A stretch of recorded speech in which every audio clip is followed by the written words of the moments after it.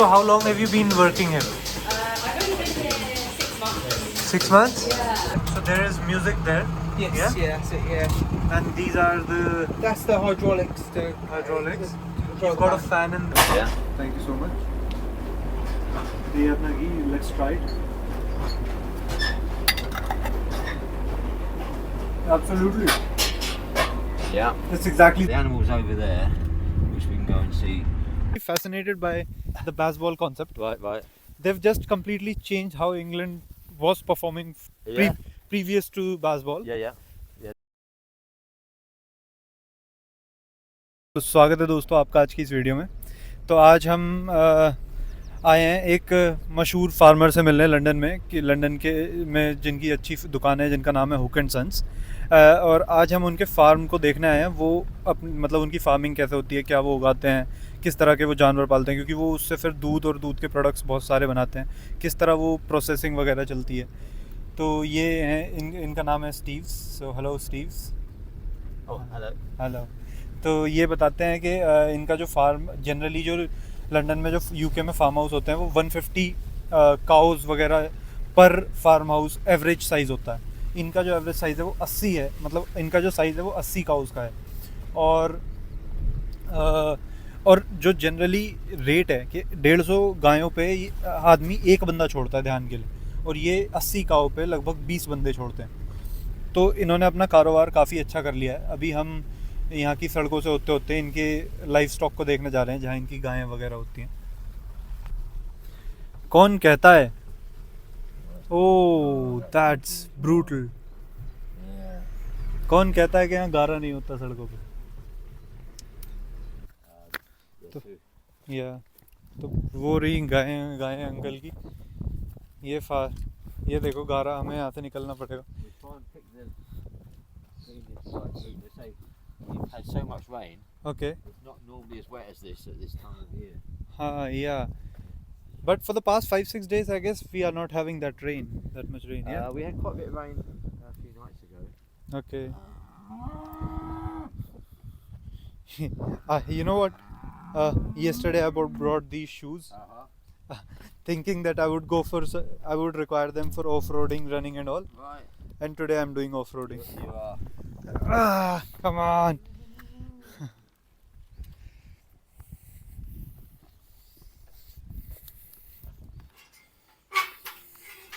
भाई ये देखो खेत, यहाँ ट्रैक्टर के अलावा तो जाया नहीं जा सकता। You've got tractors? I have a couple of farm. Okay. Was that your house where the board was written Hook and Sons? Yeah, there's a. We could drive back up. Percent of the cream, and they can still call their milk full fat milk. Whereas my milk that I sell isn't mucked around with. Okay. So it is. It as is the cow produces. 4.4. Yeah, 4.1, 4.1, 4.2. So my milk is higher fat percentage. Okay. So that's one thing. The second thing is because my milk isn't pasteurized, the cholesterol is in its natural form. Okay. And it's then in a form that a person's metabolism can digest.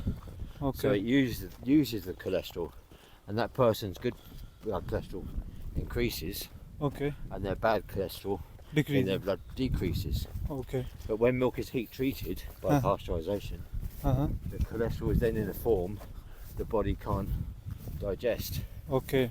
and that's when your bad blood cholesterol increases. So raw milk has got more fat in it than pasteurized whole milk, Okay. and also the fat is in a more digestible form that the body can use. Okay. Whereas in pasteurized milk, it can't use it. Got it. And what else? Go on. You were saying something. Well, in addition to that, Yeah. a lot of the processed milk that you buy in the shops Yeah. or pasteurized milk has also been homogenized. Homogenized. Yeah. Okay. This is the second. This is the second. Oh, sorry.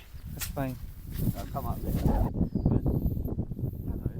But with processed, pasteurized milk. तो uncle बता रहे हैं कि 2 तरीके के milk दो तरीके से मिल्क को डील करा जाता है, एक पैस्चराइजेशन और एक होमोजेनाइजेशन। पैस्चराइजेशन में क्या होता है, पैस्चराइजेशन में जब तुम दूध को कंज्यूम करते हो तो तुम्हारे जो स्मॉल प्रोटीन पार्टिकल्स हैं वो तुम्हारी ब्लड वेसल्स में जाते हैं और क्लॉटिंग करते हैं, जिसकी वजह से मोटापा, कोलेस्ट्रॉल, ये सारी चीज़ें बढ़ती चली जाती हैं। लेकिन अगर वो होमोजेनाइज्ड है तो वो इतने प्रेशर से दूध से डील करते हैं कि वो उससे ये जो प्रोटीन की क्लोटिंग है ये हटा देते हैं। ये देखो कि अंकल की कितनी तगड़ी नॉलेज है दूध को लेके, and he is selling milk, that's why he is like he has such a deep knowledge of what milk is and how it operates in a human body, that he's actually being able to put forward what he's selling. So now we'll explore and see how the cows are dealt with. And they are bulling. So we've got them with the cows. Uh-huh. So if they are bulling, we can serve them. We can see them easily, and then hold them after milking in the morning. We can hold them back in the pen, and the man comes out. Uh-huh. To artificially inseminate them. Hello. Hello. Can you say hello? I can say hello to him. Yeah. The policy on the farm is no raised voices, no raised arms, No raised voices, no raised arms. and that starts with the calf. With that staff, with the cuff. Starts with the calf, and then the calf quite quickly realizes that you're not a threat. Okay. The same. So how important is this relation building with your livestock? Like when you deal with them with Right. love, care, build a relationship with them. How important Right, is that? And do where they we react are. to it? Yeah. Where we are right now, Okay. down on these old traditional pastures Yeah. with my herd of cows, this is where my product starts. Okay. This is what makes our milk special. Okay. This is why customers love our milk, is because they feel so in touch with where their milk is coming from, as well as the quality of the product. Okay. So that's a big problem that the food industry has got, is people don't understand The connect their food. between where the food is Yeah. coming from. They absolutely disconnect with the processing industry, and there's a big disconnect with before that where the food comes from. Whereas that's, for me, is a farmer's opportunity, because the farmer, not only is the farmer producing, in my case, milk, but also the farmer's got the story. Story And attached to it. that's right. But if my milk went away in a lorry, in a tanker, that story goes with the tanker as well, and it's lost. But by us selling directly to our customers, we can tell our customers our story, and our customers love that. They love feeling part of the farm. Where is it coming from? Yeah, Yeah, and that's absolutely. very rare these days. That's really rare, but it's very, very valuable. And from the farmer's point of view, that's where a big part of the value of his food is. But if they're not using that story, then that value's gone, and the food just becomes a commodity and not something that people, consumers, respect. Absolutely, absolutely. And do the cows react to your love and care that you give them? Oh yeah. How do they react? I mean, my favourite. I haven't got my favourite anymore. Okay. He's gone. But there's, I mean, you're sweetie, aren't you? Yeah. Sweetie, aren't you? Yeah. These are cricketbat willows. Okay, तो भाई ये जो पेड़ हैं ये उगाए जाते हैं ताकि इनसे लकड़ी ली जा सके बैट्स के लिए, और जो बैट्स होते हैं ना गैरी निकोलस के, उन बैट्स के लिए ये, so these bats are manufactured in England itself. Yeah, so they haven't all gone to Grey Nichols. Some of them have gone to another bat maker. Okay. But basically, with these trees here Uh-huh. have been harvested. Okay. So when you do a tree, Uh-huh. you need to keep the first 11 feet Okay. of the trunk free of any side shoots. And then that length, if you get more than 11 feet of clean trunk, you get at least 11 bat lengths 11 out of bat the lengths. trunk. Okay. And so the top bit is cut off Uh-huh. and dumped. Okay. That needs sorting out. And then And it's then the allowed clean to grow trunk- again. Yeah. And the clean trunk is cut off and taken. That section is taken for bat making. So out of a tree like Uh-huh. a good tree, you get 30-40 bats from. From a good tree you From a get good 30 tree. to 40 Yeah. bats. Okay. And the willow down here, because we're on Marston with high water level, Mm. the willow grows very fast. So you get wide grain bats, which are light, which are the bats that people want these days. Absolutely. Because it's got a bit of ping in their light and they're good for 2020. You play cricket? Yeah. I played a lot of cricket. I used to be a coach. Okay. As well. Used to do one-on-one coaching. Yeah, it says Farmers Cricket Club. Oh yeah, Sussex Farmers Cricket Club. Yeah. Yes, there's a group of us that play. Okay. We played a good standard. How prominent is cricket here? Very. Yeah. You don't wear a I helmet? don't wear a helmet, no. So I'm old school. So you're showing them that attitude that, come on, you can't hit me. That's right, and you're not fast enough for me. Yeah. In fact, one time I played against, what was his name? Bert Cockley. Okay. He played some one-day stuff for Australia. Okay. And he played in the IPL. And he's a quick bowler. Okay. And he came over to England when he was 18. And I faced him. And I said, I don't wear a lid. And I faced him for 2 or 3 balls and thought, you're pretty quick. I better put a lid on. For the first time in my life. Oh. So I faced. How fast was he? He was probably about 140k. I am absolutely fascinated by the baseball concept. Right. They've just completely changed how England was performing previous to baseball. Yeah. And it is still in a development phase, I guess, because in that at times I feel that they go over reckless. Yeah, they do. There are times when even if you did it for a few overs, you just need to consolidate for a moment. Yeah, for a moment. It's like Joe Root coming off and just going. The target is 430 and Joe Root is coming at 200 for 2 and he's just smacking, going out and then going out. Yeah. That at times doesn't make sense. No.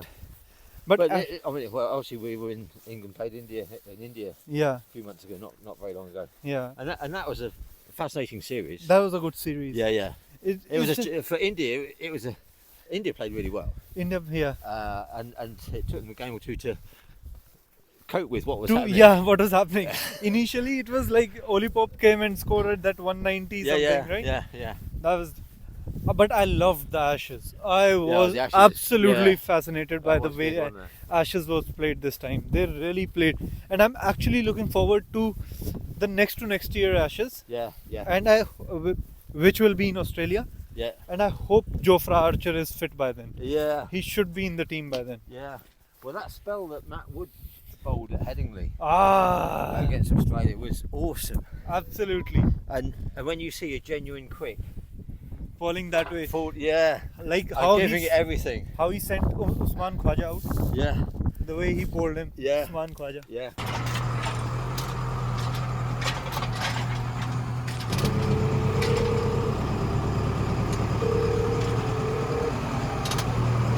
So there is music there. Yes, yeah, that's it, yeah. And these are That's the hydraulics. Hydraulics. You've got a fan in there. Yes, yeah, that's it, yeah. That's all the controls for it. Interesting. So we are going into the processing department. No, this is the dairy. Okay. But it's we're about to redo the floor, so the milk tank has come out. We've got a second milk tank out there that we're using for milk at the moment. But we're about to resurface this floor because it's not fit for purpose. It's not. It is not fit for? The dairy hygiene inspector. Would you mind me speaking as well? Like you crack on for the moment. I'm gonna stand back. You do your thing, and then I'll get stuck in when I want to be. Okay, perfect. So this room isn't important at the moment. These bottles and crates on the right are all ready to be bottled. The milk is pumped into that tank that holds 200 litres, and then underneath the filling system goes, and we can fill the 6 bottles at the same time. So we can do about 600 litres per hour in this system. It is falling apart a bit. I bought it second hand 15 years ago, and it does probably need replacing. But this is where we bottle our milk, and the milk it comes off the cow, it's chilled down to 2 degrees Celsius as quickly as possible after milking, and then it's pumped to this tank and bottled. It's possible I have to source a pasteuriser, finance it, get it installed all as soon as possible, because obviously the cows didn't stop producing milk, but I couldn't sell my raw milk, and I've got a contract with the milk buyer, so we had to do something with the milk. So we have got a pasteuriser, but the main job of the pasteuriser isn't to pasteurise milk, it's to warm it up. So we chill the milk down to 2 degrees Celsius straight away after milking. Then if we're going to do cream separating to get raw cream, we need to bring the temperature back up to body temperature of the milk, or sort of 37 Celsius. And then the cream splits beautifully. The whole milk goes into the top, and with the centrifugal force of the cream separator, the cream goes one way and the skim milk goes the other. So that's how we get our cream. So in the raw milk world, everybody wants full fat milk, cream and butter. And when you're selling them a raw yogurt made with skim milk, they look at the creme fraiche in here, which is a cultured cream. The yogurt, when we make it, we're putting live yogurt culture straight into raw skim milk, and we let that incubate for about 8 hours. We then hang the liquid pouring yogurt up into muslin sacks. The whey drains out, and after about 4 hours we've then got a natural semi-liquid yogurt. We let the whey drain out for a further 7 or 8 hours, so even more whey comes out of the bag, and then that leaves us with a thick Greek style yogurt. So our thick Greek style yogurt is only raw skim milk and culture, nothing else. Okay. Are you involved with the milking later, Steve, or not? I can be. So uncle, he'll be making me taste the ghee that he prepares, and this is a bottle of it, and he says that once I try it, he'll be handing me over this bottle as well. That's going to be exciting, interesting. The ghee that I got from my house is already finished. Oh, right. I'm going back in 10-15 days. Okay. So maybe this will do. Right, okay. Right, so this is a fresh bottle. Did you want to help yourself, or do you want me to spoon I'll it? do that. Yeah? Thank you so much. ये अपना ghee, let's try it.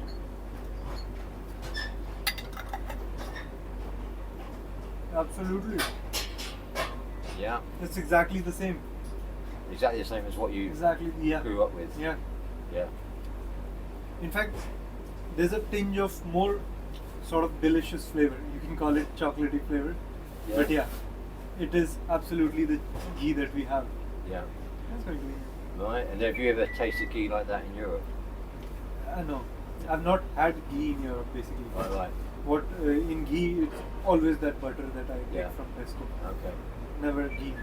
I've never taken ghee from Oh, right, okay. Europe. Yeah, I generally yeah. bring it from my home Yeah. and keep it because it lasts for many months. Yeah. So it lasts for 4-5 months. Right. Okay, there we are. Thank you so much. I'll wash this. Yeah. Thank you so much. So basically, right now they were asking me like, what is the importance of ghee? Then I told them about the stories that generally happen at our houses, how seriously ghee is taken by our mothers at our houses while we are having food, and how it can lead to almost a fight if you say that I don't want to have ghee with my lunch or food or something like that. And they all were laughing at that. But that is a very serious incident. Ghee and milk, they are must have in our families. Like Yeah. you have to have a glass of milk every morning, Yeah. every evening, Yeah. and with every food you have to have ghee. Yeah. That is the must. So how many? That's a litre. So basically, he was asking me, how much of milk do you generally drink in an Indian family in a day? So this is what quantity? That's 1 litre. 1 liter. An average person in a day drinks this much of the milk. Not an average person. I drink a litre a day, but I'm not an average person. So I'm saying a normal person. A like normal who person ju- probably bec- drinks, I don't know, half a litre of milk a day, not even that probably. In India. In India? I'm talking about my family. Oh, right, so how In- much do you drink? In my family, we're even if there is nothing else we are having with Yeah. in the day, Yeah. we'll be generally having half of it in Yeah. the morning Yeah. and half of it Yeah, in the yeah. evening before bed. Yeah. That is what. Yeah, that makes sense.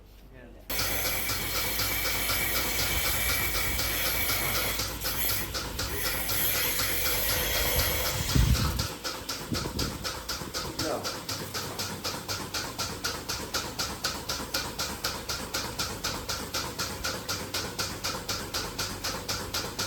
So how long have you been working here? I've only been here 6 months. 6 months? Yeah. When did you gain this interest of? So I've been working in this industry for 3 years. Okay. But they've just moved to different farms. My granddad, he has a dairy farm, Okay. but very small. Ah. Two cows. Ah. So I've grown up around there. Okay. I'm looking at it. Seriously.